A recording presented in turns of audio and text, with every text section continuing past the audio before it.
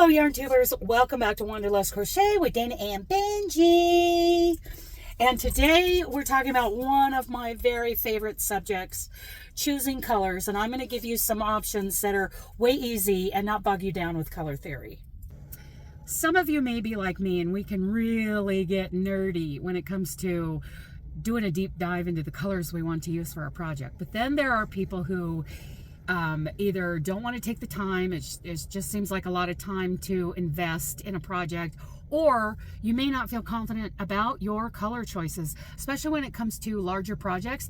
Even medium-sized projects like a cardigan can really turn people off if they have to choose more than 2 colors. Well, today I'm going to give you some quick, easy tips. Yes, there'll be a little information for us nerds, but mostly I want you guys to know that you can do a medium to large project and choose more than 2 colors with confidence.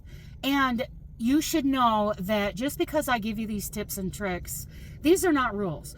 The Crochet SWAT team is not going to propel down from the ceiling if you do something different. You do what you want with color, because that's what it comes down to, is your choice. Let's just make some of those choices a little bit easier. So let's get the obvious out of the way.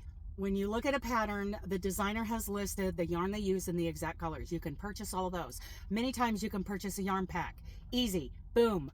Done. There you go. Thanks for watching, everybody. Just kidding. I have many more tips.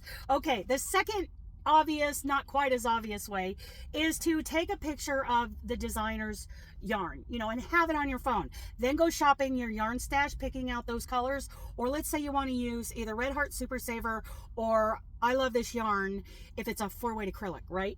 You can't go wrong walking down the aisle with that picture on your phone and grabbing, the most similar colors and throwing them in your cart. And the great thing is you don't really have to guess how many skeins of each color you need to buy. I mean, you can do a little bit of guesswork at first, but if you run out of color, the great thing about going to Hobby Lobby or Michael's to pick out these, mass-produced 100% acrylic yarn is that the colors are very consistent and you can just run in and get more when you need it.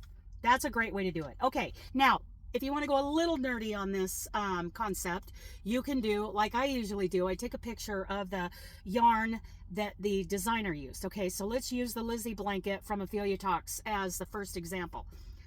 Some of those colors were pretty cool, but some of them really, I can't do that goldy orange brownie kind of color. So I believe I went to Premier Anti-Pilling DK and I had one screen with those colors on it showing her yarn pack. And I had another screen of the colors I was choosing from Premier. Kind of the same thing as going to Hobby Lobby, only I made some changes and I just picked out colors that made me feel better, and it turned out to be a perfect color palette for me.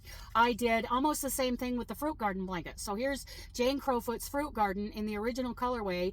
I believe the Stylecraft yarn that she used on this one was an acrylic or an acrylic blend. Well, I decided, pay attention to this. I realized I was going to be spending a lot of hours working on those squares, and I wanted to enjoy the process. So I switched to the Stylecraft Naturals bamboo and cotton yarn, and I chose my colors. I didn't go with that goldy caramel kind of color that she used as the main color. I went with a more like a buttermilk, creamy buttermilk kind of color. And I chose colors that were close to what she was using, but that I knew would make me happy. I was emotionally happy working with the colors themselves and with the fibers of that bamboo and cotton. And I ended up, when I did finally finish that project, it's something I'm very proud of, and even my brother liked it. I have a fabulous set of tips for you. Now, don't run away screaming. I have linked this color wheel down below. Now, what you can do, let's get right into it. You can do a range of colors anywhere on this wheel, any group you want. And you can go down below and get different versions of those same colors in the rings. You can do that, or let's say you picked out some, let's say in this range over here, you picked out 3 or 5 colors and you came right down here and picked a color that would complement it. Look at you go, picking your own colors. Okay, what's next? You can do that. Let's say you choose 3 or 5 colors over here, and then you can get a neutral. And here's what I call a neutral. Okay, a black any version of black, any version of white, any version of gray, shades of brown, taupe, tan, chocolate. Those are neutrals. You can throw one or a couple in with your range of colors that you just picked out like a pro. Okay, here's another thing you can do. Imagine laying a square over the top of your circle, and you can choose colors based on where the points are in your square. Easy peasy. You can do that, throw in a neutral if you want. The other thing is, with a color wheel like this, there are 24 colors around. So let's say you decide to just go around and choose every 4 colors. Every 4 colors, because you're going to pick a range of colors within your color wheel that all balance. Oh, now we're really being pros. Okay, so what do you guys think? Check out this amazing color wheel. This next idea is fairly obvious, but I know that not everybody has thought of it, so I thought I would include it. Taking inspiration from other projects, like Tina's mosaic projects. Always a great place to start, because Tina is great with color. You can bring up one of her projects, find the color combinations you like, and adopt those into your project. This next one is from Hooked on Sunshine. You guys can talk Sophie's Universe all you want, which is a beautiful blanket, but when it comes to mandala style blankets, I am all about the Hooked on Sunshine website. So you can look at this, grab colors from any of those beautiful projects they have on there, and adopt it to your own. Here is a flower square. This is a beautiful one to choose colors from. I have recently done a deep dive, gotten real nerdy into Civil War era quilt colors for the barn quilt sampler Afghan that my friend Diane and I will be working on later this year. Here is another one of my very favorite way to choose colors. You can use this just as easily as I do. Go to your favorite search engine and search, let's say your favorite color is burgundy, and put in the search bar burgundy color palettes, and select images instead of all results. Set the image results and take a look at all those color palettes. That is how I do all these color palette shorts that I upload several times a week. In fact, if you want to just take a gander at all of those shorts involving all these color palettes I've already looked up for you, you can click that link in the description box for that playlist. This has got to be one of the greatest, easiest ways to come up with some color ideas that suit you without, spending a lot of time going down any nerdy deep rabbit holes like some of us like to do. One really fun way is to either go scrappy or random. Now, there is a little bit of a difference, but I don't want you to overthink this. And I'll talk to you about overthinking in just a bit. But first, let's talk scrappy. These are partial skeins that you have left over. Grab them all up, pick your pattern, and don't overthink it. Just use them. Just use them. Just keep going with them and go for it. And don't get bogged down in the details. Don't get nerdy at all. There are no nerds allowed here. Random.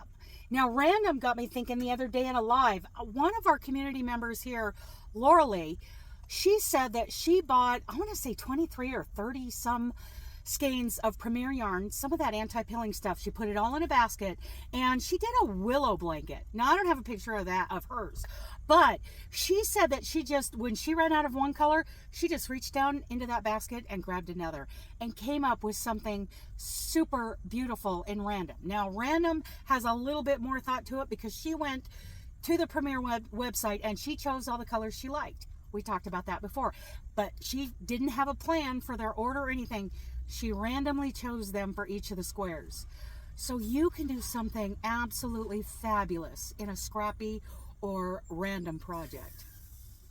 So now that we have some really quick, easy, uncomplicated ways to choose colors, I want to give you one very important piece of advice. I believe it's really a good idea to stick within one line of yarn when you're choosing these colors. Now, some of us can go outside those lines, and that's great, but if you're new to this, then stick to either all of the Red Heart Super Saver colors, or you can do like these great hanks of hand-dyed yarns from the Farmer's Daughter, or something in between from the Stylecraft Naturals Bamboo and Cotton I chose for the fruit garden.